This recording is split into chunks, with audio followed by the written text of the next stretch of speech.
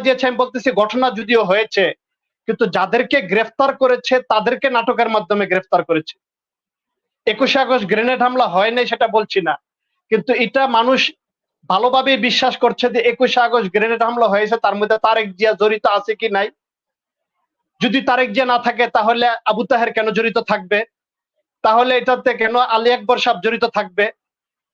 যেখানে একজন ব্যক্তিকে, মুফতি হান্নানকে 300 দিনের উপরে, অর্থাৎ বাংলাদেশের ইতিহাসে 50 বছরের ইতিহাসে এত লম্বা সময় রিমান্ড রেখেছে এমন কোন ব্যক্তি নাই।